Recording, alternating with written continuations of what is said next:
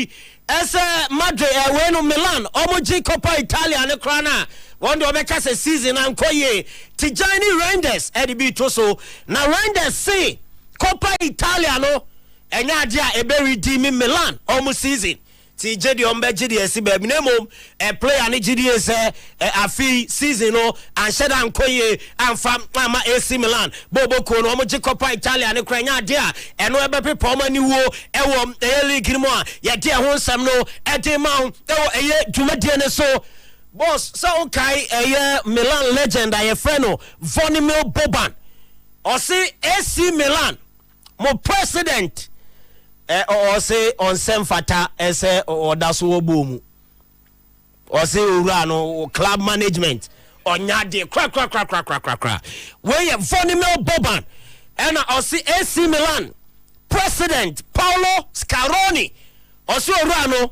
should never be in football.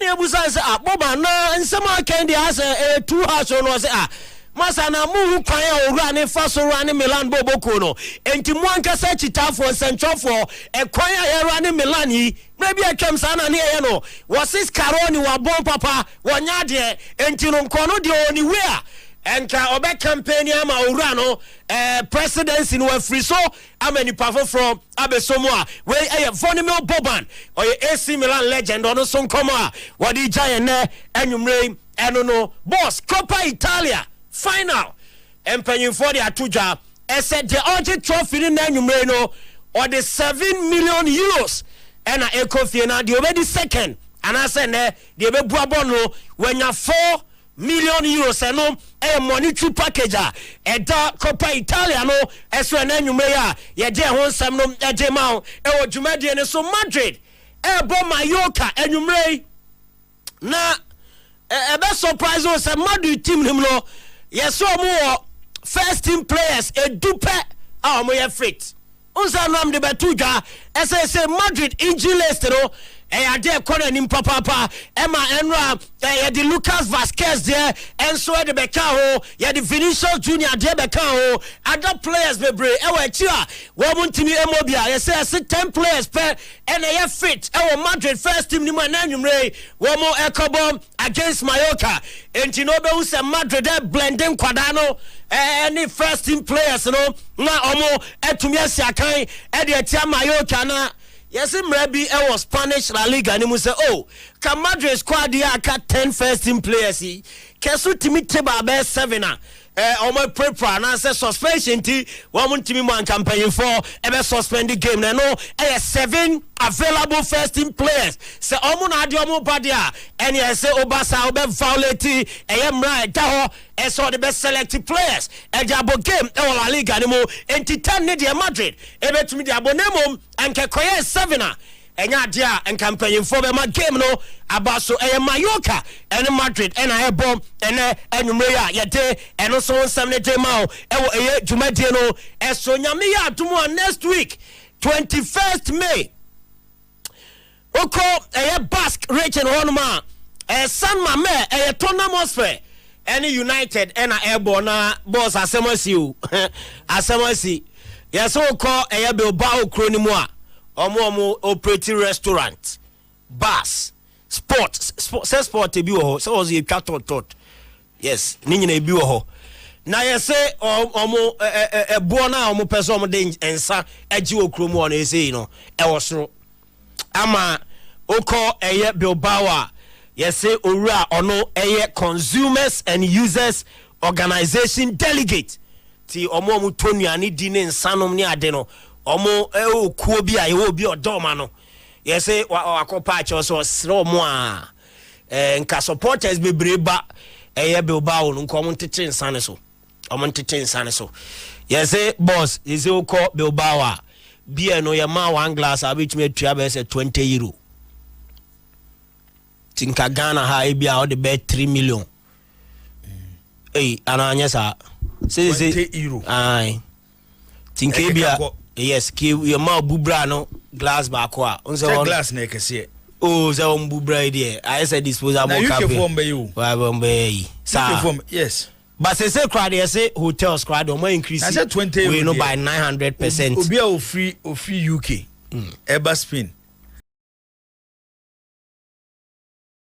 so almost be the enka ade and be an enka so kuta 20 ne be a 14 pound. Yes. The 14 on nom 3 we are 28 na 42. Yes. 14 years 42 pound ombe nom o akwane number of man na me fenka say wonya na omo nton ma de sa na Kepa Loizaga sa na friend no also sro mo Kepa Loizaga Kepa yes or your consumers and users organization omo delegate o Basque onua ne Kepa and they meet me omo mari binko na on say yes European Rugby Cup final 2018 sa no me ye so ko yes na o Bilbao yes any ensa no ne bo den na e kura ska wom yeah okay ska wom say ena nije so wo ho okay so mo nyina ye Basque for no Bilbao Sociedad yeah mo nyina mo ye Basque for no ti dia ko so o ma ye mo ho sikafo a mo poma de yes say omo star no ene Catalan for no omo sese ese nti beba wo sin ka Ghana nkomo ya asantefo so on them you bet me draw similarities bi kakra sa omo wo nyoma bibre sese nti kakra wo ho omo patronize omo ade omo poma ade nti sana akwakoye all right ti na dey free ho ba eno nti boss ye dey ye nkrofo nkroso nsem na isi na show na to aso solo boss yebedase okay yebedase se bibia so ko kama nyame adom bibia ya okay boss nyoma ye fine nyame adom bibia ye fine okay bibia ye fine okay hey solo boss or say if you are winning also pray for your brothers to win, okay, so that at the end of the day the whole burden will not be on your shoulders. Okay, Entino, if you are winning, okay, also pray for your brothers to win, so that at the end of the day the whole burden will not be on your shoulders. All right, enti osese eneme koye ma anase udi nkunima eya na wabompa ya ama unuanom so na bibia akoyie kama te se ode na ade amom se de be ya adesoa no enyina yemfa mesoa wo nti o di nkunim no na wabompa ya se de okan ho so be di nkunim na obia asoa na adesoa enye sa so omode na ankoyi a omode omo ha obesa abeto o so to bu ho po no nkwane de yeah but o kono na upia obi suso e man ono so ko anya nkwa na ese ofudua no ese obo ma obi fro yes na unse abraboma kwantu no yeah overtaking you allowed. Oh yes so nim sa oh yes nti wan hwe na wa mo wo nua bi yeah ama ono suso enya ne so ne dia ebeduru me bi obenya obi a obeboa no ama na besan wo no na bi a kono ho a na wo nya mo bi ani ho yeah nti boa unua sa pepe na unua soso nya da bi obu ho ade na nigye ene se solo be sori anopa no aba no ho abesiliska ana abekwa akosrense mama tarenhye da bi nipa ehun adwuma ye den pa nipa so na bo nipa pa ti solo ene de de be ma no wa wo bibia unua bi ben obia no entra wo se da bia unua be ba ye obu ane de ne se obeka akwa no sisi akwa no oba beji 50 ni ko se unse ya na enchi no obesa ba ya na mpempi no nipa bibiro ho mo penipa ni mu adom ti no opese omo obia hu se nipa asomasi ono na eboa na na so ne hwe no ti se be ya obebbo ni dwetire bia mo ate ne ho akoye ne de no oye ne sa nipa hu nti no opese de bia oba na nkrofo hu se akwa na bafi obeji akọ kwa na bafi obeji akọ no de bia o adamfo bia oboa ne sa oni bi se de bia me mani bibi ana se bia duru aho kire mo oba wo ha no ma oh yes no de e ho na for leading fa so ne ma no Now on your chest.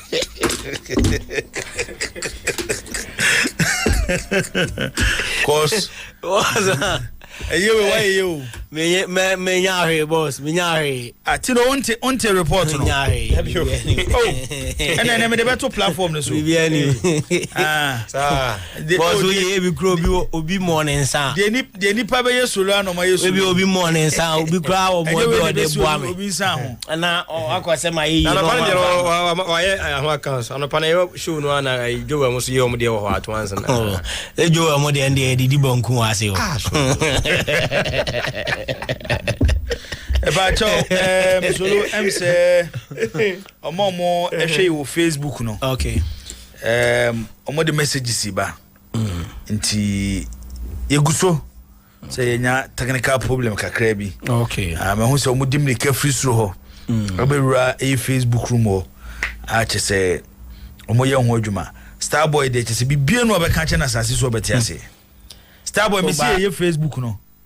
Sound and I show ne there that I show ne that so live. That's good. Yeah. That's good. And aba. Yeah, show ne live. Tima mo busa no boy Francis mo. And mo amaka ni nyina no. Edem. Yeah, babe 8 to 10 minutes ni. Oh, that's good. Yes. That's good. That's good. Okay. All right. Starboy dey asem. Starboy do ti 100 mpo choboy. As usual, today's message is purposely meant for you. Be a cheerful giveaway. You are too stingy on some of us. We all UK now, no, and all US are like UK. Oh, UK or Swindon. Hey, now UK for now come as him now Starboy as a copy. And you hero. Starboy, I copy mo UK. Hey, Obiakro fee. Starboy. Solo. Starboy dey mfana dan for da. Oh, so your uncle no. There. Meni na twam. Oh, sir. Starboy. So ko you ka wait ma ko dan nche. Bese na nsem mo me ko ayi mango down baby anoti. Ena mko hyehyia na namfofo no. Ti yeteto aye didi nkomo a. No mo busa na ya wote kodwunka. So Starboy se fe no kodwu. I'm so woman no afre ba kom. Say kodwu. Ye freni bia o mfa o. Na da benya ni bia so se me wadwumam. Ada benya ni bia so se me wadwumam. Onim se ye be seniska. Ne mo ye busa se de no sitie. Eti Starboy. We namfofo a na no mo wo eye south ene mango down. Omo frɛ wa fa. Na jai sa wo nyoma na wo ye no. At least edrumre bia ma 50 70 80 pound bin to form 20 kra to form one. Na boys mfa ngunsa. Yes. Na me ka se ho no o ya no mu feel say ebi mu feel say me nipa bi ka che me say edu time bi na oba so ho ache na be pesca nke bi o mbetimi aboa kakra bi 200 300 cedis bi but o mu trim na ya no mu feel say aseswa am ka che say da bi ska bi enso na Ghana ha yete no say bi ubo bi ska 200 cedi kra ebi a problems 100 never solve ya man on you have no idea ti nipa ne ba no aka che say oh ebi a nema munya nemu mje kakrai nefa eso ano na mehwedi metumi aye kakra na Starboy bi twia no eno na ye problem come say obi etwam 200 sisi a na oti obi akrofinka David minyante nka eso oti obi akrofinka obi akrofi Michael Ajimadua oh one judge Madua nka Kojo Ben one ti Kojo Ben nka Akosu aba se Kojo Ben so UK Akosu aba DJ Richman Richman ne kwamne na kasa so omunyina de no mkeka bom ne ba de a na edwetiri ne so so pa DJ Richman see the show is live inside Hamburg. Greetings to all, especially solo DJ Richman Enima and now omaka bo mom de message we e de aba maka just DJ Richman we nipa opa you would nipa and you would nipa na me ka se me ka DJ Richman asema solo wa hwe kura na they all expected from DJ Richman in Abijay sa DJ Richman ye nipa you would nipa and you would nimpan okay we do ye nipa me for expectation into baby na ade a wa ye nko enti no DJ fa she honim na yi solo film o say free famoski o say the show is loud and clear here. Yeah. Please tell Akwasiedu, my CEO, to do everything possible to win the GPL, or else we won't forgive him that. As when you knew. So a Jew. I'm saying, could you be the message? My columns is here. I say with the wedding. Okay, upon Powaski, upon your home message near that say. Emil Smith also the abaye that say. Kwame Adomako was watching the show live at Ashtown. Good evening, striker. Manchester United will surely win the Europa League title come next week. And no, need the out there abanono. It was every famous skill to one umpe. Or say Tango Solo didn't mention my name. That is it. Escape me. I come to the so not kind of message, you know.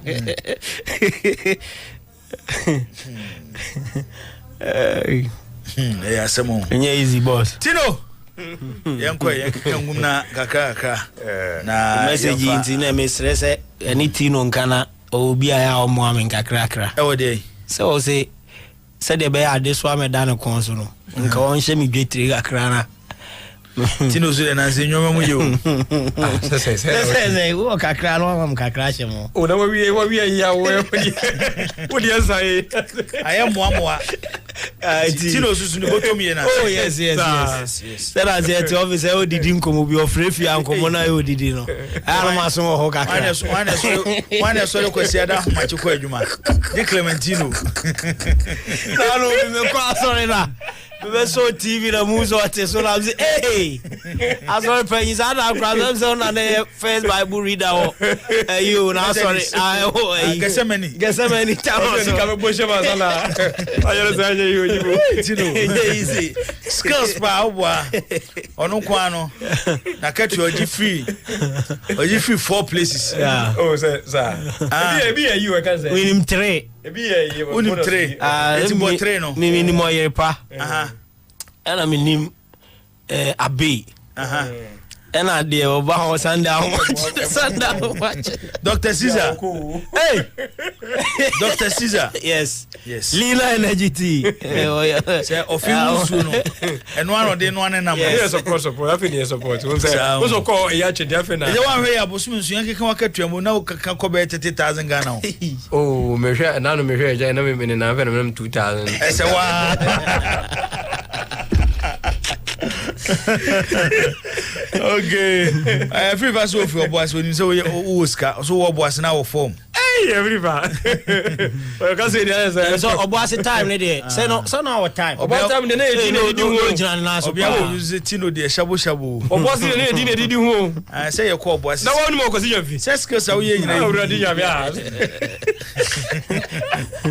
Tino. Yo. Yanko nti enseme wo fie. Yes. Na Clementino aboabo no awode ebreye. Nti we Tino bre. Aha promise 102.7.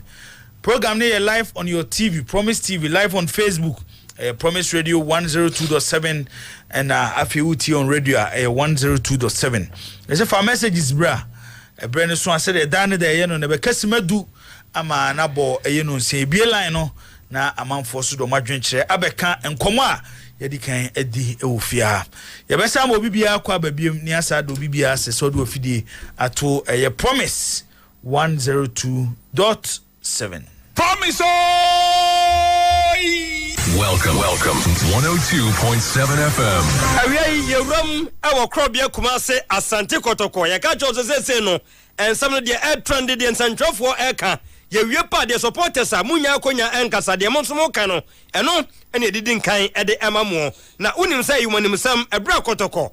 Ni brekum Chelsea kohwi mu ewo MTN FA Cup. We no a semi-final stage a ohwe pro so a na je se enyema kona ni ye pa against bekum Chelsea na ne match no nkofo ka ho asem bebre do obi abusan se ba ne sen na high sense na makotoko sika kase na o made bokotoko anim na ye hu nsam boss a game na MTN so pharmacy a mo de nkwa de e white a show clear na no ne on today's post na o say ye gibrani lawyer Safodu Quest squad di nkomo na abusan se de si ye eden na kofa ba ya Mudi MTN kotare high sense ni actually This is where you take piano. A contract on some and influencer responses. Responses also a say FA Cup a competition via every organizing. The club has decided to be there. Of course, some of them football club are a competition in Tinayabo. And a sponsor non no competition grammar. What's the market? It's the rules no or say open over be there. And now we all say the last sponsor is saying a bayano. I'm a G2 son. If you want with him, Locotoko, in the South Africa, I have basically legal ticket and answer FA Cup ticket. It was the decided to have a in the not then for that period, now FA Cup competition, they say to comply with the FA rules and regulations. And they didn't say FA last sponsor. In recent years, I am MTN on BTS. They have MTN. I'm going to compete with any of our sponsors. For now, I didn't see a actually conflict with us. I didn't know. That anything said, you better comply with every rule. The sponsors in Iowa was the same as MTFA Cup, you better know. Because MTFA Cup and also a marketing sponsors in a way. It's really key, take it to Africa, and the Mamma is in Osaka. Whether one engaging in competitions here, you be a sponsor when they be a free or Mazonia free or the blue text on the pieces, and the almost so it's me, I like it to him. Until the headline sponsor there or the headline sponsor. About any beer. You want other network to be on MTN, you got a complex to be over. You need similar engineers, a mass similar anything. Dubaya, for the past years, Sana, happening, a previous FA Cup match, Sana next year. Lawyer, Safudu Square, anyway, and on today's post, and so, Ufia Kotoko team, and I say, about 3 players, Dean, as supporters, Philo Mupa, won't mean natural, Samba or no, won't mean anything, a woman, and a contract is seminal. Kotoko some 3 se play ana crowd ana wanya crowd yentie lawyer Safudu Square. The Queen said, play beyond the contract, I can less than 1 year beyond. I have maintain them. That's shot here in Omudim Como. Now, you know, so refreshing, say, play beyond a will and say, and any day, only a baby negotiations now, what I told you, just walk to go. So far, moon challenge beyond. In fact, in the case of Samba, our foreign player acquired, and the Kusobena can the rest of football, yes, now, almost spend walk to go. Hey, dear Rona, well, I was very happy. Happy with Kotoko. That is a statement I want to cow my name. So when you really carry now. A bit of my pressure, say, you and them with the administrative Indiana and Emma Dawson, you know, but I can tell you, say, all the players I know, I will and say, Necra, we are going to pay. You want to secure their positions. Players, you been away, Omam no Mukase. I met my Kasamba and Saris, Lujipa, and other players are less than when you can say, only I are willing to renew your contract. Now, Blake, Blake, but I don't want to commit any idea. Later, no, them on the full list of players here. We're not moving in now. We'll come out with players here on contracts. Now, I solve the issue. Who did the Namian pass a blade? You won't guy. No, I don't know. Players, no, I'm going to less than 1 year. The one here, now for a mistake. But you're very sure now. I saw a goalkeeper and Samba. And Samba, so the famous statement, you're making into Nama. No. Maybe a couple for us, no, I can't say, my main function, sir, and Dr. James, I could see up my LA, what time we did. Omoko Jubo, Omepusunyaka, for the last time. Be a player and a rep on by crowd, say, on better 3 more, and sorry, dear no, Nanko for Fisa Kotokonyana, dear Cranimum, the maintenance of Kotoko, the last chance. No more Busana, sir, Obed Estende, Eddie Amaye, and also Estendia, Umuvi Noa, Umavi Munko play any moon beam. Now, and come back, that's Sujina Kotokono, a and the next season, Ebeye Kotoko, head coach, say Karimzi to the catch also by a technical director. Na Uram IMC and a supporters front no Penfoku could damana for more as he divided Kakra Abem. Brimujidi said, be a woman's idea. I was a Kotokonya foreign code Boni coach and the Brimujidi said, there be Maso Krodu, Najmedian or Sefatanua, or said the manual. Supporters are 1 no, said no production team literacy form. Near Busam say Kotoko. Situations is here, among call for white coach and as a local coach. Oh, there be to me, and me who say, oh, Ghana, or Africa, and Kayamobody say, you're more African coaches, no one say, they are prosperity Ugumobile. Don't say season when a normal uncle, but last season, I think we had a very good game. You know, fabulous, ultimate trophies, Nekakra. Mimi when say there are more African coaches, like more Ghanaian coaches, we are good. He has a bit of Atanasi. It was my trust and I assess and woman I who you way forward. anya se broni coach anabi me dem me support say yama black man eni animu enya ebe fa foforo Eden was a gun and in was he Pablo send him. Coach at the club and between next season aircon and I report no Aqua between a foreign coach say young outside now young Bruni Pita my coaching club and I see enter you Krumaya na young film Sibenya Bibinia between our coaching club now as a supporter as a fan at the club and I did another campus man kada Koto company for Kofa coach Flamon and buy a Bruni Pita Obeji Krua Kesi ma Koto kwa Sombo the minimum kakran say local coaches here and a bomb more than it's major league am I it's made a commercial say be higher home Kofa Bonifita in February and into your Mokai and on the idea here Sikana if you said be Bruno said the local coach here away Juma more than Bruno but Bruno na Kofa coach can say be pan and can Koto Kubeti me outside the Kofa then Febi a your mom and featuring on my coach Tiffy and a Kofa my back semester say you will coach Papa for Ewokumia I can't also the commons a bit your Mokai.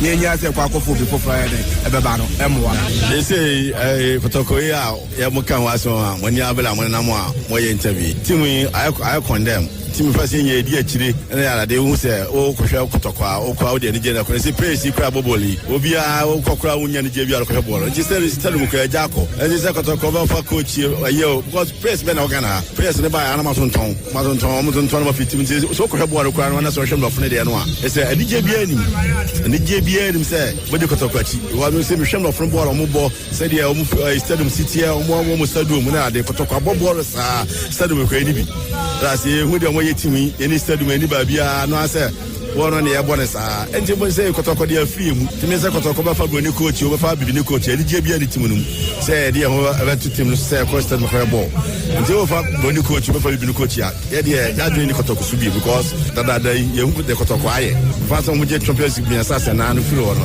asa onye ye hu do mo ye park play ni bi ye hu do mo nti say no Kotokwa dey free mu mini ewia ko chema sa akwa no na ye ne nkasa na say akwa no hwa ko destroy everything but ni nyina mu no ana say Kotoko supporters o mo ntini gibo de won panimfo no mu bi ekeka no o hwa mo no gidi ye say see de local coach ena omo emfa nti ene eno ka ho ena me wo feel bi o me we say o wie na metimi de sa feel na ba o coaches ensem no okay me wo feel bi me nkomra ho good anya mi wie Kotoko na makacho say uko AJ Sports Complex adwuma de na ekoto ho no tie ni yie Ghana Gas eden krata sema ba mbaba besom na mom se CID e yo pemso no a ena de omu ye ko ni nyina no obo ho ka na eno ana gibo me no ka se de North American Circle 001 enso de krata abre Kotoko company for say omo wie phase 1 no on person omo so phase 2 no omo ba no mo baboa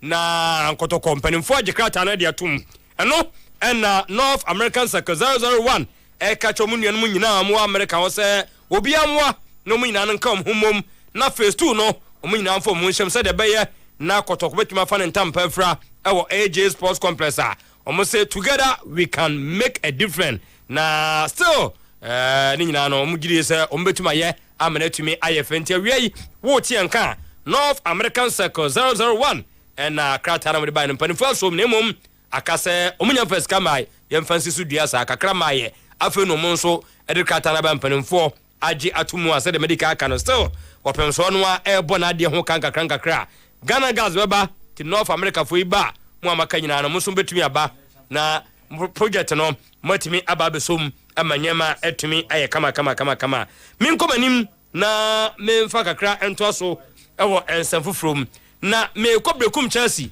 unsa brekum Chelsea na no omene Kotoko ena boy ewo MTNFA Cup semi-final stage ewo takwa yes T&A Park na no ena brekum Chelsea team manager ye frano Asamoah Akosia champion a clarify sentia Kotoko de omodi MTN logo ni bi bo mata de anim na omodi ne de ɔmantumi afa mo obi e ka ho asem almost Sunday sticker ema ya cloud rep no kopeke na from the FE and of Sunday through STC but unfortunately sticker no be duru bleku no na yeso yeko but just what ma say BC echi nti on the day no after pre-match no no more discussions ye catch almost say dey no BC echi nti de omunya ma no more say okay o be another one say be bitimi e dey abo Jesus nim but rather unfortunately the more buy no na transparent one say so sticker na so first match na de na golden cake say de omo Jesus nim no na no ye yellow na de bo atram the visa no white nti de na bo atram the visa de enu bi no omunya ma ye na yeso Jesus ni so na white and blue nti me ko ho anga Jesus no me ye first one na me this bo ho no ade na transparent hu hwe enu nti na ma ya ha ya ho answer because ade no wo de bo ma hu say the ade na nature no te no and very transparent nti sa na buy omo brave after pre-match no organizers no ba one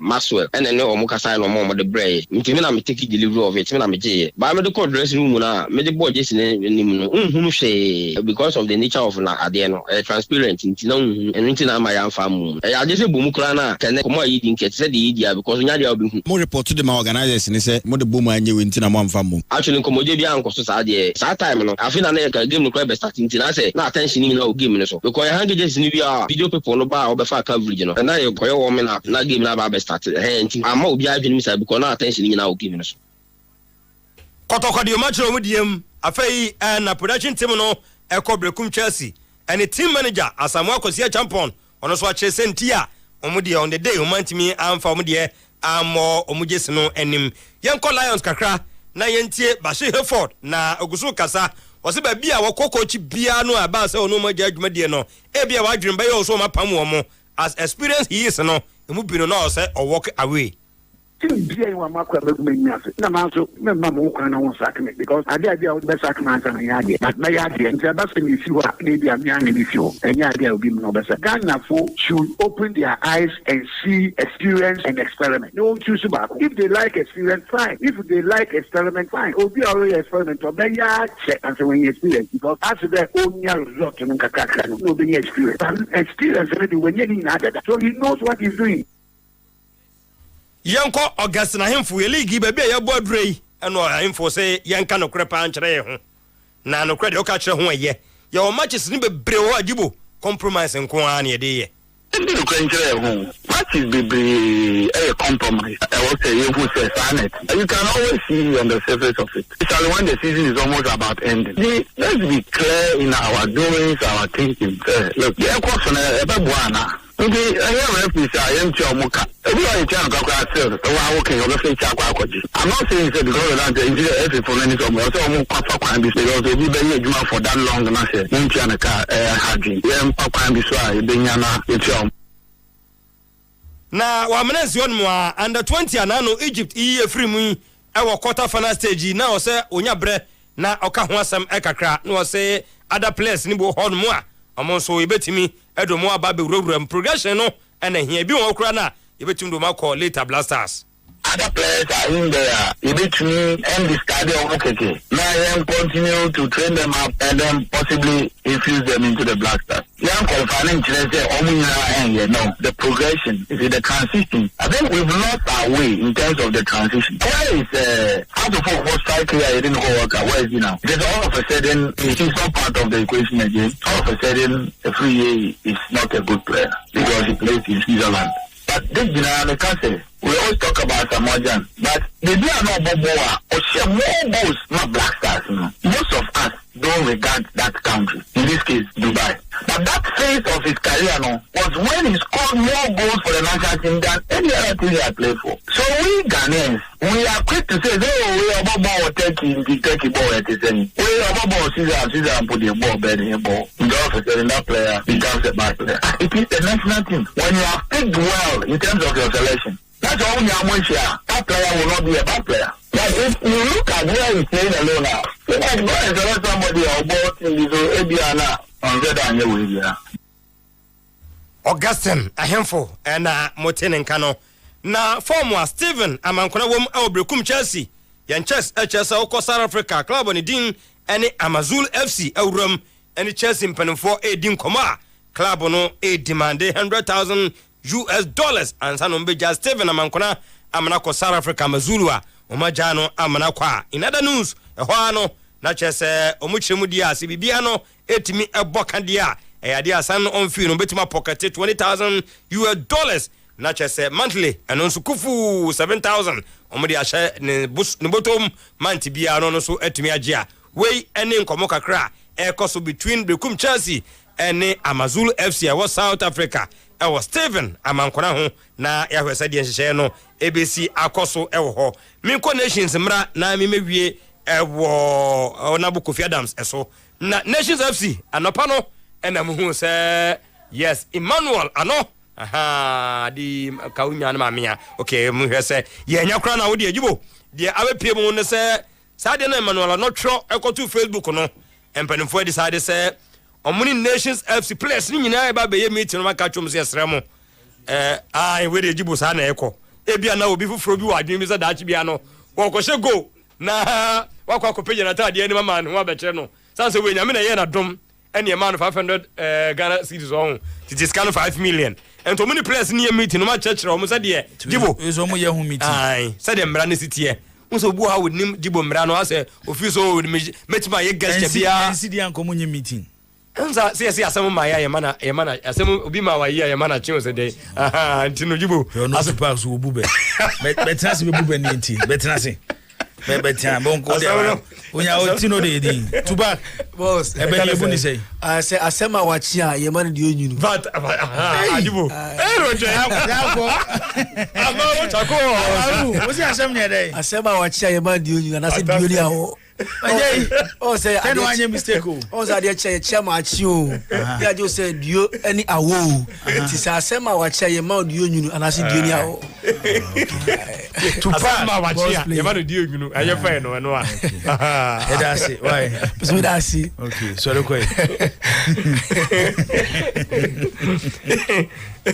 Tino Jibo to pack there ba ai wa ye ni yama ye enti Jibo mama production team no hwe say they are not train we pulling down about because me check say embremfa ka channel say omomoden na de okotro to ho sie na na no pa no omomoden na on pulling down san say ebia na kofansem e dia ba chiri enti no omasre say player no enyi sa de no free Facebook o mu wi a omo mu nyina be hia na omo di nkomo na yenko under 20 na yenhwe so manya qualification enti manko PM e wo Chile eno na sports and recreation minister Honorable Kofi Adams at the air to dress under 20 team no a painful exit and na you more quarter final stage nanso a good team na yebetumi abomoden near adwuma kakra e wo ho. The U20 team painfully exited from the African Championship at the quarter-final stage. That team is really a very good team, and I believe that it is the team that, when you keep it with few additions, they will grow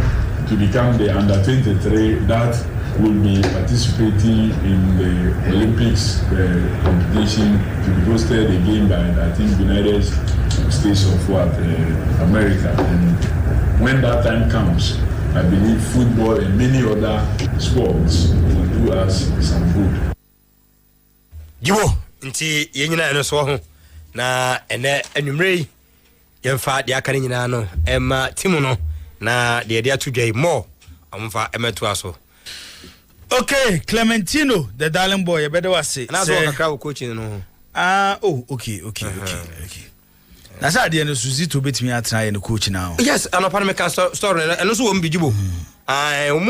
Men can say and no free supporters front no so do make it clear say Jibo on be coach. To muno and I me check just a binimu di senka maso emra me fa adwuma na woni ni yazi to nya adwuma no.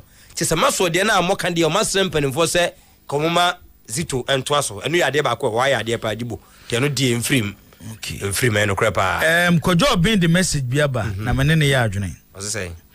Or say, that's my coach speaking, Coach Bashir Hayford. Kojo should go for him. He's an experienced manager and a proven one. Not that those Matramakwe. Na also be born in say o ko bi ko ho na menim say na no kra bi o mo dia me ne din betwa metri me so kakra say ase ko bi ko aso say no kra bi o mo no kra ni me ye ho adwuma nwumre o so nko ne nko for bash okay sike dia ne dia ase mate say nko for bogu menim say ntia bash our experience say Kotoko Africa. Bash wabo Africa ni bi or experience. Bash enim kwanya ye faso you shit him. Emma players or more potential or multi reach or more level. Track record ne da ho. Maybe o ma persistent bia Kotoko planning say future no. Maybe you bet me I take you over from Bash. Now was you be from Bash. Intermediate me for Bash dem so. Okay. Omo consider Bash for so. This application dey we go aso send dey ka ho na be so now tie na no you know say all call Lions kwa no munyini ni but we win say na fe na o be hye nyema ye pa. No a coach Bash dey. Ye ka coach se wo Ghana ha Clementino. Untimi nyimi en Sunday abeyi Bash dey for the film. Ena Kotoko no waye bi onim se de Kotoko ni sitie. O say na problem ne ye say Echitafo ni bi fu se emre bi atwam nyoma e course wo kai sa atwo ba support. Asem de etimi ba. But Bashuye for Kotoko bench no Kotoko coach. Onim se coach na te bench. Okaso hye team dia no hye. Ti IMC fo no. Omo fo mo ni hwe Bashuye fo. E kwa na nhye da ma meti ba yi kan ye na aba matrim. Bashuye fo eso do money hwe no. He should come back. Obebo Kotoko papa. Especially stadium woman. Because who can experience over ho. Share league na ebo no. Clementino nyoma bebre na the league no. Nyoma bebre na the league. But me league am hwe ni this season. Who petima tactically. Who say a world coach team a Heart of Lions. Omo bobo who say yes coach na chiro bibi omo bo. Na jibo say u de ne bemu a wo hwe Bash pedigree na we no betima na technical director and dia na nkan Zitu betima na technical director. Depend on hye o mo ne be ba me de coach si o mo bo mo di me nka so obi o mo nyina ya sure but say Bash available there they should go for Bash. O mo nko for Bash for Senya Bash for da e no mo nko ama no ne one o mo kazan so ya adwene. Oh. Sa. Hey, ebayiro. Bashilistic that is. But the second time. Omo consider Bash. Omo consider. Okay. Omo consider no. Okay. Bash beboa. Onim team no. Supporters in the prefer local. Onim players to. What can omo krambe track omo you know.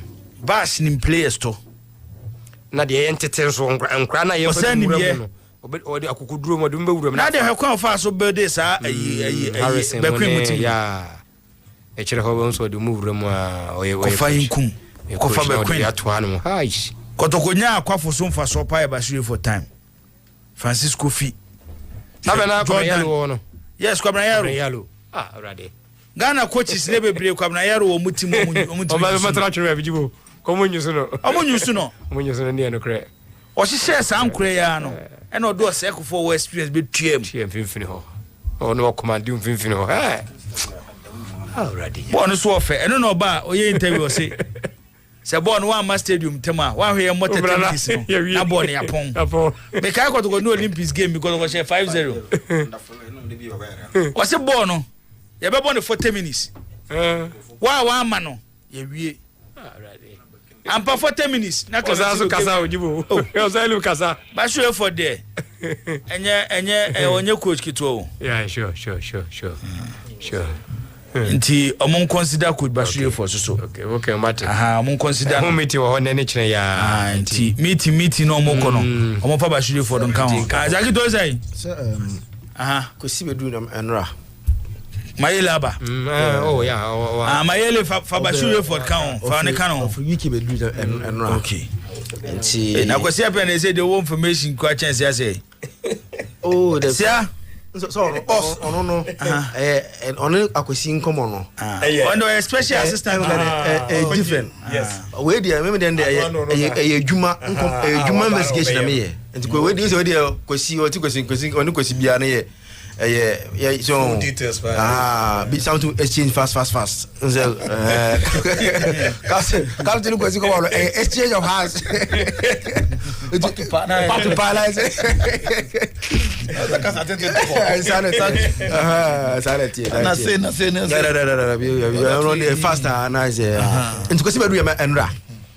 I'm sure say Kotoko Ebohum. This week because you be in Kumasi, be in Kumasi for that league game against this MC no. It's Abedu there. There will be series of meetings on May. Sure. Coach in one sense, some discussion. No, but never say, if indeed Kotoko consider Bashiro for that. Zito be on Tenka director. You go Tenka director to Bashiro for that's a multi-million-dollar question. And what Bashiro for work and Zito as head coach and Tenka director. No, I think I don't know work. I don't work. But what of the master of supporters of air cannons? The master was a bay. Well, who's Zito senior to Maxwell? Or senior to Maxwell? So it's Bibri Kra. What is it? So every team, Maxwell bet my decided so with my working under him. But I was a Bashir Ford. I don't know. Also a junior. Zito a junior to Bashir Ford. Okay. Oh. Okay. You know, I'm not me. But I saw a good coach there. No, there's no doubt about that. One of the best in the system. If anything, Opeso can be a Nyuma Waye from Power FC to I think tomorrow coaching one of the teams on. And that's one you cry Power FC, or Ashanti Good or Asante Kotoko. Then Obeto Lions, you cry. Look at how he's made the team. You know, he's a good coach. No, Bash is very no doubt. Captain now. We had discussion now, supporters and yepewe. One area that if you say Kotoko cannot afford to get it wrong. The appointment of the new coach of the team. It shouldn't always be pressure and yepewe. Mostly this is no supporters yepewe pressure ni akofana ba bana enkoyi. Kotoko atry coach bia okrumasi bia so try be matry eti na yepe Maxwell and yepe no me I think say Kusiapia and the committee almost set to look for a next coach no ese omode omasto from ye na yehwe say broni na mfisa baba obi any problem bibinia anaso Africa ya no mfisa baba obi any problem. But the most important thing is they have to get a very good coach that obeba boa manyama kwankan. We were mostly noisy. Odi support se team bresa. Unso mono. This is mostly emotions is attached to most of the things that emotions in the door so pa. And when you are taking a decision, now it is more of emotions. I want to emotions are getting it wrong because you don't put it to proper scrutiny because emotions is attached to it.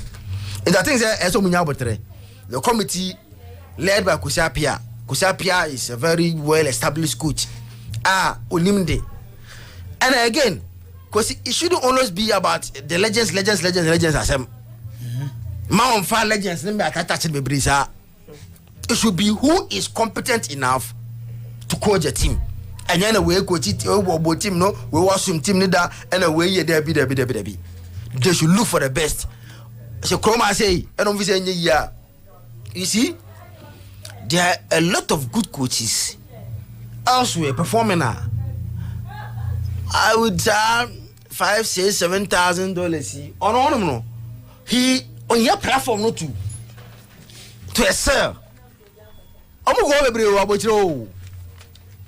They need a platform to excel for a bigger adventure. Instead of doing I say, now you're not going to have a low budget. Bono Kotoko April say Omopeno. Meanwhile, Alaji de Umbane on low budget. At Tijibo say Omutra Chromancy Yan any year. Sakochi and the Ayas Morboyana, son of France, Faroli. Yes. Just say, who tell the story now? After that, I know France can't watch because who's a young guy. Just chance and get Satam is can't watch no. Because of what we hear, the man. Everything, John. Oh, welcome to here. There's an arcade. Oh, he wasn't there. Yes, I see you. I mean, guys, you miss our time now. When you have opportunity, no. Oh, go and check. He wasn't all France and I say. France and America. No, you say. Messi was the story, no, a interesting one. Who's a very young one. Who is here when you even currently aging Pona, then you compare to us at that time American. And this I say 7, 8. But Kotoko, we're not paying Ogun $4,000. Jibu, if you are paying Ogun $4,000, then I just say, until you coach that at least 5, 6, 7, 8, 9, no. If you can pay 4, you can pay 8. Hey, there's some knocking. No, it's if you can pay 4, you can pay 8 for quality. Then the quality could be over 8,000. No, Tio, your coaches be a Jibu, Abuchino, or my badges here at Enninam, a youth team, a quality. Oh, so be quality. But now she had just that, on your chance or no. To be because it must be a team or coaching no teams to get to the main and most of them they come to Africa establish themselves after the teams like I said so and see akwasi what the Ghana say kotokoma kono mfise makwa na mapem na enye ya go to Germany omo yon coaches no go to Spain. Young coaches, go to Portugal. Young coaches, these are areas that you ban coaching now. Young guys now feel they will come with technologies. About modern yama at the ball system no because I don't know urban. The vision yani say he's come to use a platform for a bigger opportunity. I'm going to speak. Obviously, Ukofa, German bro, Nibi, and I say Spain, bro, Nibi, and I say Portugal, bro, Nibi, Kromazi. Now the Kotokoya, Africa. Then you may conquer. I have Mose Mutuana, Aliaba, no, we are, no much so more. And she said, Kromazi, the crown said, Omakwa, Pim, and the coach is now a Kromazi, Master Abaco. Why about and Omako ran the sa coach we bano and they say Omako Apima. They should also look like at the foreign opportunities, and also one area that they can look at it, then explore that option. No, so now Bibia and so and content as my catch and say, Kwesi. One for legend, as a member. Momenty supporters' emotions. No, momenty. Sadi me anyway. If you are able to avoid these two, they will make the right decision. First one, because avoid legend for now on my friend, no, and a young cofa, avoid that conversation. 2, avoid the emotional supporters. Mono. And we baby and away between and away the or between draw but yes anyway avoid that one. The emotional aspect of what the supporters will see, the humor legend aspect of the conversations no free. Let's make the right decision. Season end no if say current to about no more to us mama that is if they think say he has performed no better us but what we are saying is that whatever decision that you are taking, it should be like they should not get it wrong this time. They should not get it wrong this time. Eti Kosiaba, Yamanakwaba, Abedu Ghana. Edia we could go Kumase. Edia there will be some meetings be, and the discussion will go on. Honestly, I don't know where this technical director thing is coming from at all costs as a executive technical director. I was with Ogum, you know how it started. The whole thing started. Ogum was made to be a management member and at the same time a coach. It will gain a certain level of opportunity be powers be. And they are not a could do baby and not as a free management no. Because of the same people no more management he needed Obia bit my guidance from the top. So that is what I'm going for that certain advice or certain director coach Malik Ebemuno. But with Zito's case, I don't think that is the same. You appointed Zito as a coach of Asante Kotoko or in a Juma, one management in Yasimbia, and he's working under the management. As if the Zito performance, no, at least so far so good. They'll buy a level okay. So if you can continue like that to the end of the season, I don't think there's a need for that tanker director. I don't think there's a need for tanker director. One, tanker director no obi ebe matter baby no yemfa coach we Maxwell Sika Kono Bashir Rayford enye easy to appoint say you know Zito is there as a tanker director. Coach awokofa na ba no say coach no edit Zito share name be in common in terms of one philosophy. Two, that coach will understand to work with Zito. What does he? So he can go to Maxwell and Maxwell will tell you no, I'm not prepared to work under tanker director. Because Maxwell himself is a big coach. He's gone to the extent of coaching the national team. Black Stars deputy assistant and some interim head coach of the Black Stars. But she for the almost he's a senior most. And I say the system if I mean so I say we water free or the water me as a bang. But let's give it to Watara. What I say, oh, kind of two most senior most I or no Watara. Anyway, so would he be able to work under Zito is another thing. So appointing just a coach to work under will be as a technical director no. And yet so is that. And you know, say if Zito is performing, fortunately, our another Premier League head coach in I think coach was the name. Who's was the name? Prince Owusu. He's gained some experience in the Premier League. He's coached some of the Premier League side. What is a Prince? So from a checks, no. None who are retired from coaching, no. Of course. Because of Kotoko situation, there's a quite emergency situation. Good. And Coach Kwesi Appiah, based on the relationship with Coach Prince, and on the Kasase, stage here was here, no. Or the Branabeboa, na year season now. I got to our retirement soon. So premature. No, you're out of premature. Or you're out of the discussion. On to us as coach. No. Sentina, Ibebano. Hamza. Okay. So maybe if you say, to be honest with you, who crisis be or what? A bit demanded as a head a tanker director ever. In many clubs, that thing is not applied there. Oh, what are good teams are here? Some sporting director and a coach and in a Juma.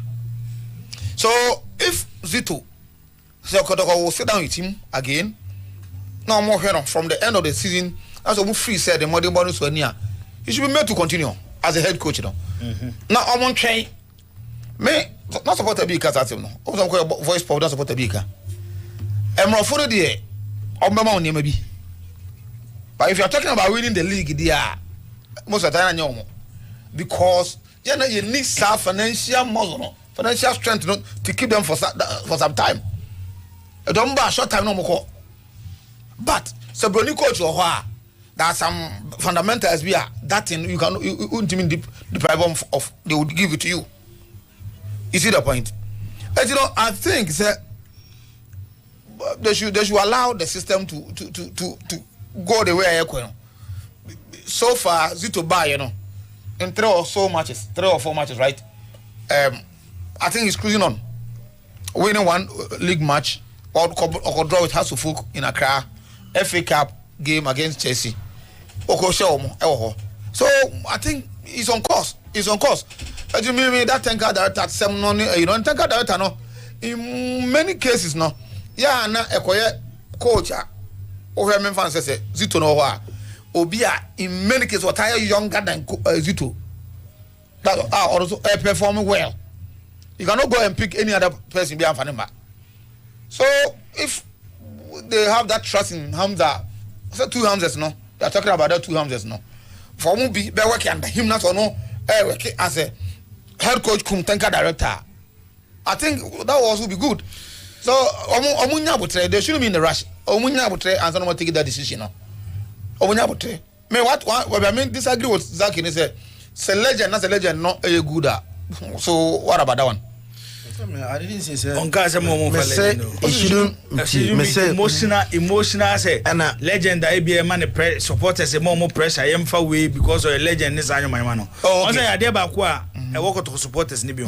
But if the legend is good, you cannot deprive them.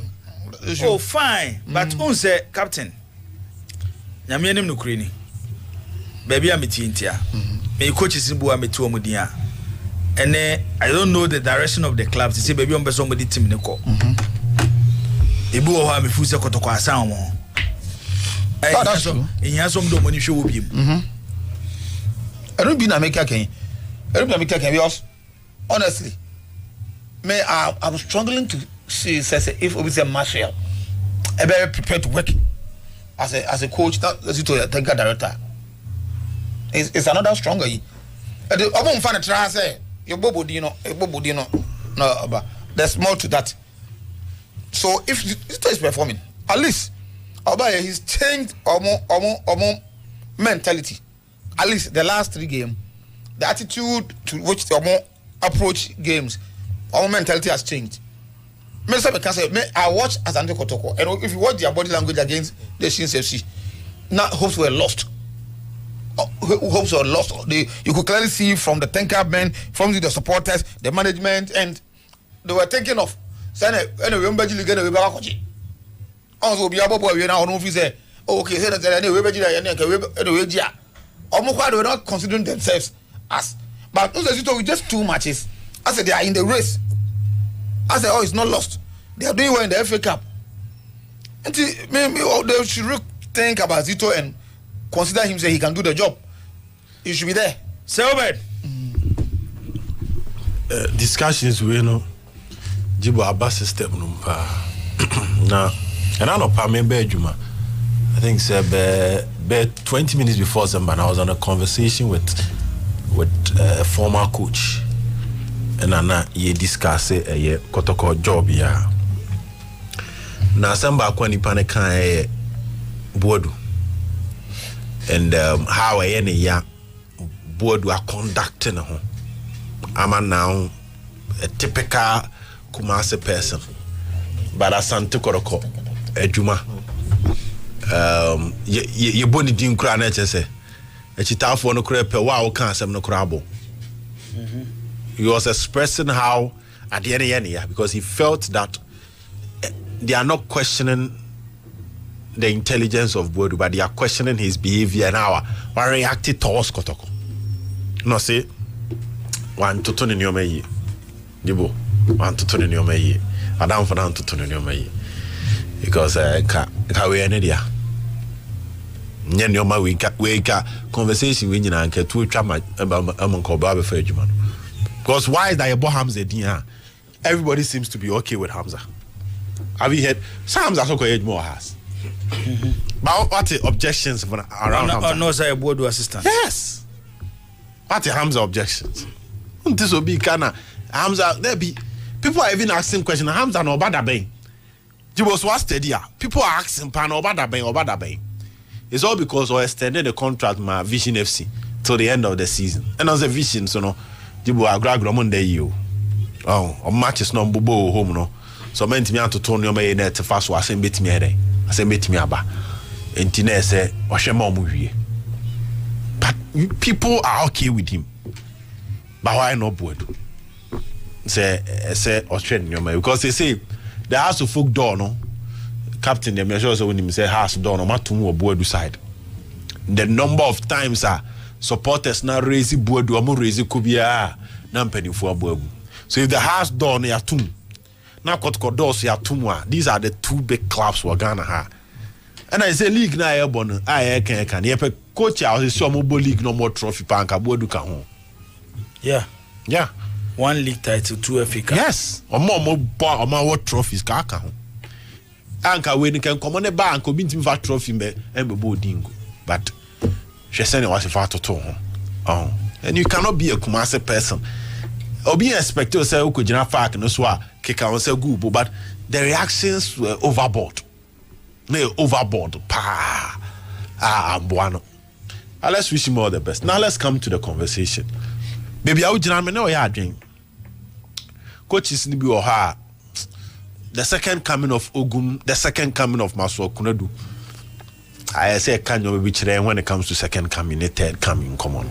Nese bash be free. No. So second coming. That's a bash film.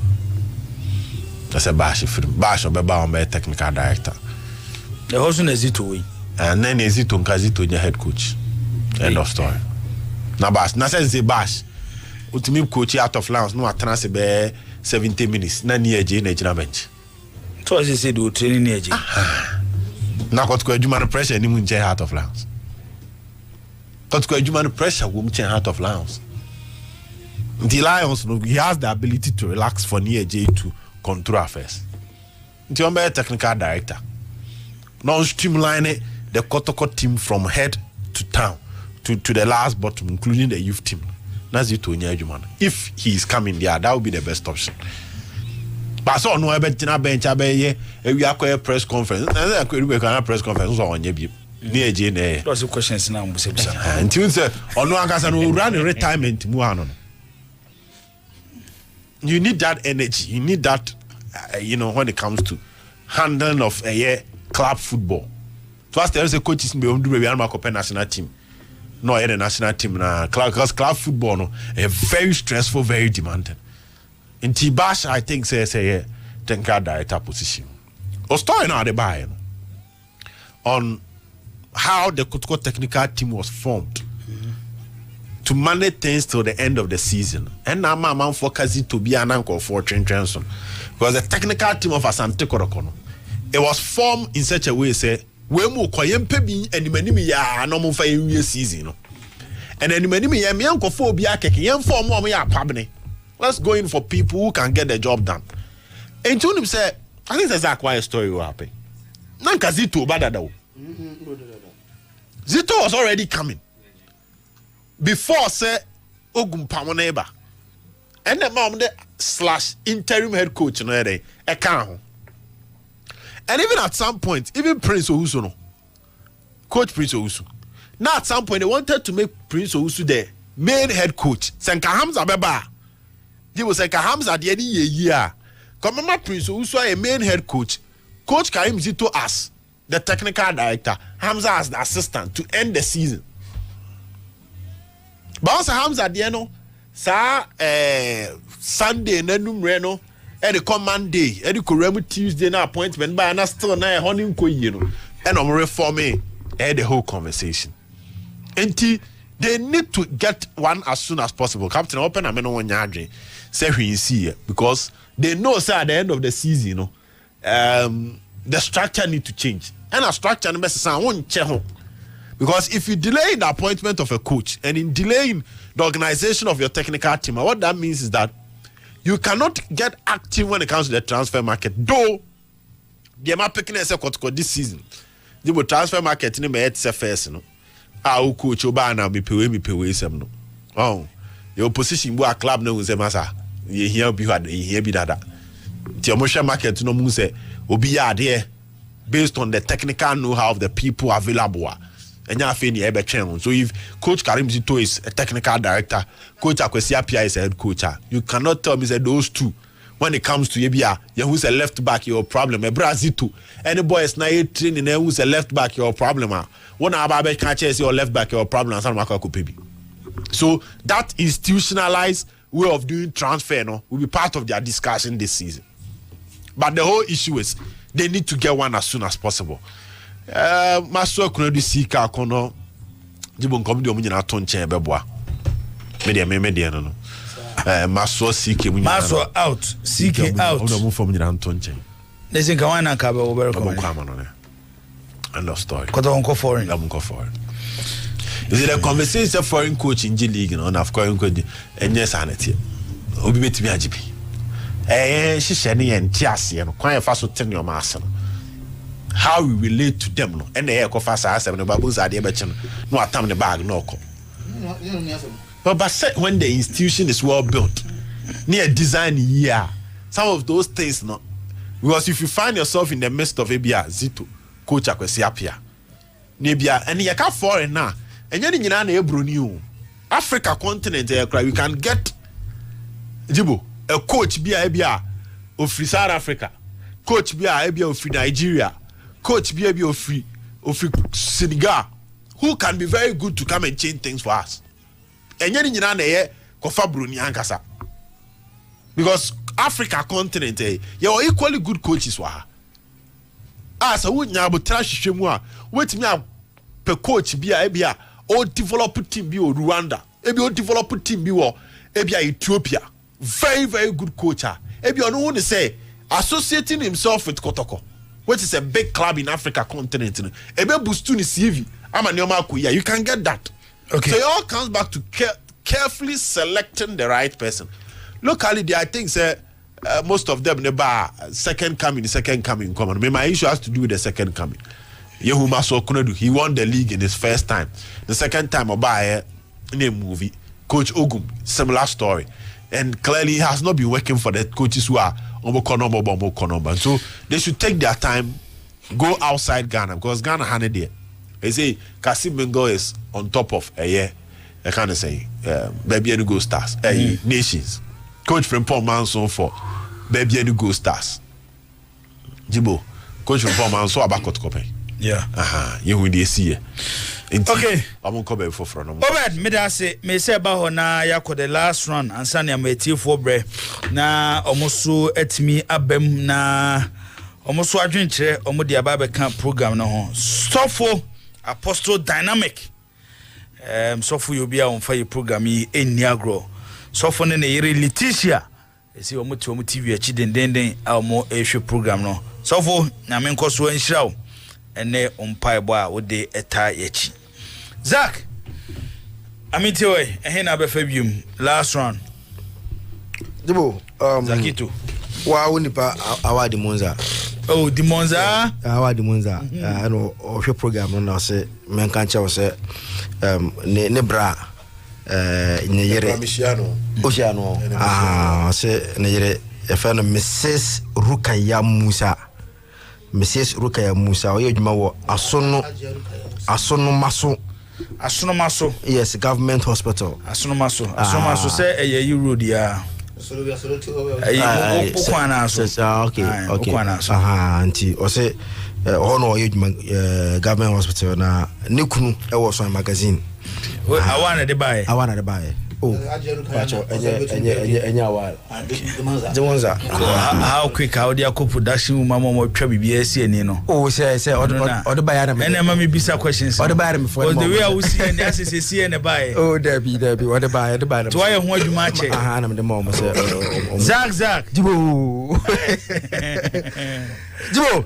Bobby. Baby I trade there. I think sir.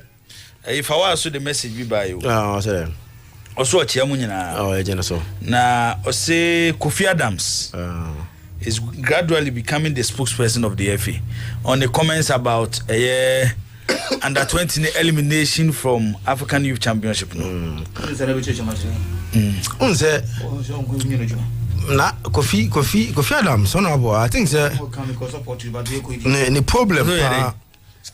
Me feel clubs in Kofi Adam baby ni profile baby free ban over no baby bi sungo about the wasati ye say Kofi say buy no be defend you oh you disappoint me pa say ejuma no since 2015 Ghana qualify for under 20 World Cup you better come say when you abre we tournament na ye bo sa ye ko akọ jiji nada 2015 from 2015 by Nkobi. Na yentim qualify mpo. How many star ba asema oka? Na yentim qualify. Qualification keke to the World Cup is a problem. Now, you come from not being the champions of that competition to say qualification keke but yentim qualify. Na yentim qualify because I expect as a minister no. He should be asking himself questions. DNS interfere to me and qualify. You should be addressing this problem. Sikasem, Sikadie, calling agency players who unqualified to play. They are from Uncle. Near Jado make me a bonus or mountain fee. And he said, only yet Chroma say, we are penny on our sports. No. Now all this thing is going on now. At least you should be hitting the FA hard, calling them to explain why they took such decisions. Now, when I fail, I won't know about church. So you want us to believe that you understand the problem more than the FA. Kofu want to us to believe that he understands the problem more than the FA. This is an area. Claire said the reason why we afraid because these guys use agency players. I don't make me a bono, Moko Fre, the Yepe contact Amono Bono. Tournament like Okwakobo. Then you called about more than about 15 foreign players. Say, meanwhile, these guys only came about a day, or some of them came a day, 2 days, 3 days. So there was no training with the guys now. I understand no more. And of course, they drop the players that he has been in camp with for a very long time. Abubo friendly matches. Drop for players. Now, Sako Desmond, I say Premier players and Division 1 players because we can be a Omokobobo Eba. This guy sat down for us to experience the most embarrassing thing that has ever happened to Ghana. A BC Ghana Brabum. Say a tournament. Who is Jerry Free? Who is Jerry Free? Or your wine? What exceptional, what extraordinary thing has he done in his career? No, Bobo.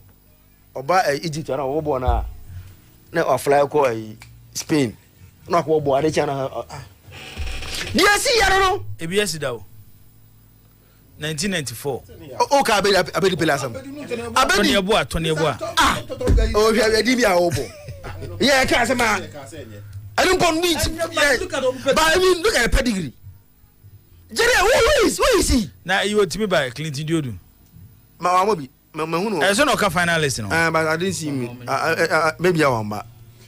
Who is the referee? Let me say I can strike better than him.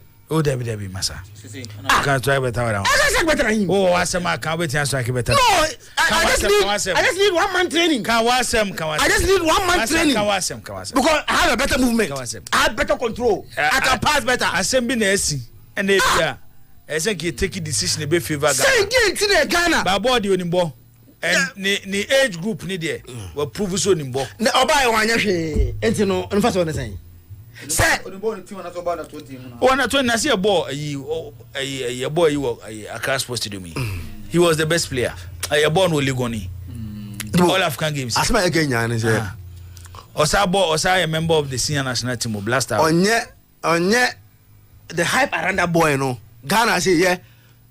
To say ye chance be hu adikitikitikiti bi ye be hype sa the hype around that boy no to the extent say Ghana afi Ghana ye need players o Ghana lack players to the extent say your tournament under 20 under 20 tournament the player will fly and go to Spain or ball near fly na ball Egypt because by FIFA regulations no time now the ball under 20 qualifiers then can FIFA you want club release one more and he drop him is it force one never ball sa coach ya why I made we abemu this coach had problem with Peter Aqua and the other Premier League players who cause so much as the other guys. They say weekends, no more ball. He needs them at Pram Momo league matches. As a players. So he dropped all the Premier League players and Division 1 players. And I want Division 2, Division 2. Say any brio. Mpacho coach. You know me ye no. Anya under 20 na.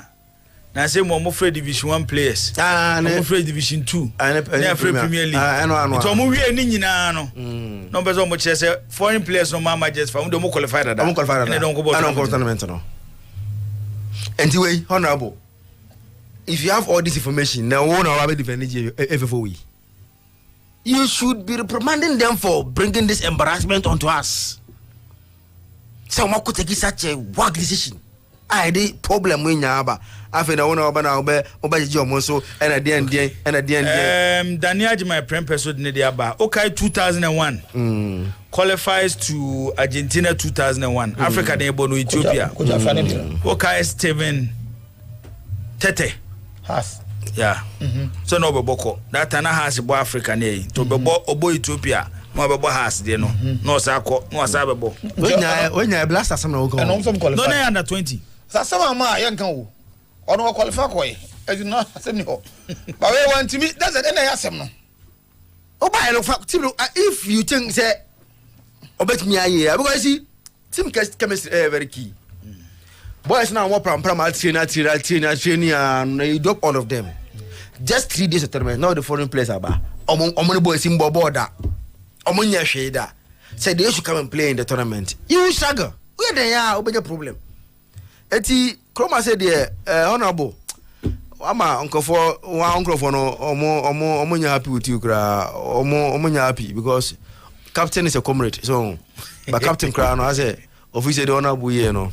I'm going to power. Officer now go free but there. Mama says for president 8. I have respected him for our conducting but I say hano the me say from ohuni David you jump to the honorable the county owner e the reporter ba na the first year president share na wanya no kani ne dia ka we kan wadwa che no otro ai metie Chelsea for is it the team manager or Mazo or something or Casano or my explanation be why Chelsea and MTN use the MTN logo no from Bomoyimo. So got nothing to do with ABI or sponsor and you know that conflict into that year side you know. But a decision but he thinks first of all not any transparent. It is no man farm one reporter will be here or take a decision as a team manager or Maza and or yes I you know. Say, if we have a serious FA and a serious that the conduct no, say only serious sanction. Tedinti. And you and I no, oh yeah, no. If they are now, a transparent of a boom. Or the people who brought it, either they will come and change in the second half, and I say they will allow it to be there. Yes, as a war. And because a competition, and a lawyer who happens to be communications officer who happens to be a lawyer, no Okasa, and God being so good, Muko for FA Cup loss no buy. It is enshrined in the law. Say once we participate, and so would the sponsor of that competition, na Joton dear. Ebo ujesimu. Debi. Na say eka onema ho. Enim. I was saying. Zagito kan. I can say ujesimu but person just say almost 30 baby so your promotion. Enokra na nchen no. Almost say logo of the competition title. The title of the competition is MTN FA Cup, not MTN. Oh, I know. Stretch No. Oh baby, I'm the title sponsor. But you control the title sponsor. Carlin Cup. Carlin is a company. Almost sponsor cup competition in England. Okay. Into clubs no. A Carlin Cup. Who said that? So what's the chance? Maybe a Carabao Cup. Maybe don't be normally at tour. On to me for Carabao. Carabao said. So was it MTN FA Cup? Whatever they gave it to them. Me Asante Kotoko, I won't fault Asante Kotoko so much. Only that, maybe beyond boy and I say hono, and tell us such a life sponsor on Esebo. Come to about any other place. But what they are now, I wanna all catch it as transparent. One I oh, and we need to sometime as a competition, no, as a protective, because this FA Cup we until for so mean it has come to stay for over 10 years under continental administration. Near FA Cup Ghana. Now, don't be so mean. Almost 30 years, no more creative Bibiama and FA Cup has become one of the competitions that your boy, your country, my ask you, Obiani Kong. So we are clown house by participated. Yeah, I said, Omran, who did so? Yes, organizers, so yeah, the papa. Yeah, the amount. The Omoya ambush marketing. I know another topic that we will discuss. Clubs who raise any other issue on home. But I don't know what can I say because now they now been time no. That's some couple ball. So the pressure was as your couple ball no. Meanwhile, they don't know. They don't know officer transparency and we just say M match no. You didn't go back to tell them. Digabi mebo. Ufuza de na ya de here F4 ne pa no bezo mo ye ho adwuma. Time now can say time they dey komo. No, the FA has already sent omunema to them. And according to them, move it. They see omachi or Brokum so mo free. Omo money no provide the way. Omo free Brokum Saturday. So as game so Sunday others omo no ba ku twantro at a time I dey no ka say no ka because omo na mistake man dey ka just free Brokum Friday omo free Saturday na mo zo betwam Saturday onwo mo I no say dem anajo me ho mo so what omo free Saturday menya efe fo mo kan down Sunday ade no I meant to establish say am pass ku si omo chi and I say efe fo na answer but what be the case mobile no moko report here na efe ni mam bi the only mam no what they are transparent others will report to them I don't know any agency no transparent emfa so mo anya bi ama wo dia if reported anya wo or better still fabo omobada TV they come na talk na emfa omo what my power na say my boni omaye but you don't take a decision say me team manager no because I dey transparent my farm two ya ntimi akoba mo dey because na ball na ben. This is something that the person you know such Chelsea for now can't be no. To me better they say no. As the FA Cup for no say if indeed MTN for not threatening say Saturday no we you know Chelsea and farm want you know almost threatening on very dry. Eh so money set team manager Chelsea nya sem kan e fa ho. Say I won't blame Asante Kotoko. Omo de there the club decided on shoulder. And now we machi. And omo choose on akobo ha. And akofa issue na no money the kind a high sense edeba Kotoko did the right thing but baby na some nobody so come no but Chelsea the FA shouldn't forgive them and the team manager now explanation I can I quote for the ama me about born na the bia me di house na Kotoko ho ya on here say FA for no me if ade anke hu hia pa say FA Cup your born Sunday yeah bodu any refinya kasa Joadana and omo charge board ene ukwada omo charge Brokum Chelsea for referee no man fan oman fan bomb je MTN no man fan bomb enim so it tells you everything about the FA thank wanya kranka hwinsi because as at now they've not punished them and I won't mean to club sika ebi aweka so omo punish them behind the scenes by deducting the some of the mom there be before but this can there's all charging pano yeah there's all charging no nanka we are waka say scan then can be a FA Cup what do semi ye de be ma no yeah teso but then they've not charged them for that conduct there's a house no got kono mo mani bre because if Chelsea can break the rules and still survive if they can break the rules and still survive then how much more Kotoko. And also can Chelsea be a omumumraso. Exactly, it's also possible. Me sure mo am koye NHS say FA there are two clubs in any man it's part of the regulations. I was even trying to download it right now. Say they owe the marketing right of the competition, including every club that participates. If that article is really true there, then the Ghana Football Association can determine even the kind of sponsors you should have in your kits in any of their competitions at Obo. So they owe the right to that competition. And even how our Besha Ontari. And to say if your sponsor conflicts with their sponsor, they can ask you to take it out. Because they are not a competition now, but competition. So on that angle, no, there's a regulation. I'm trying to download it. No, when it comes to the FA owing the total right to all the competition and even the clubs that participate or some extent of right over you, marketing right over all club or participate here. Say, Emma FA know a good position. But the bottom line is,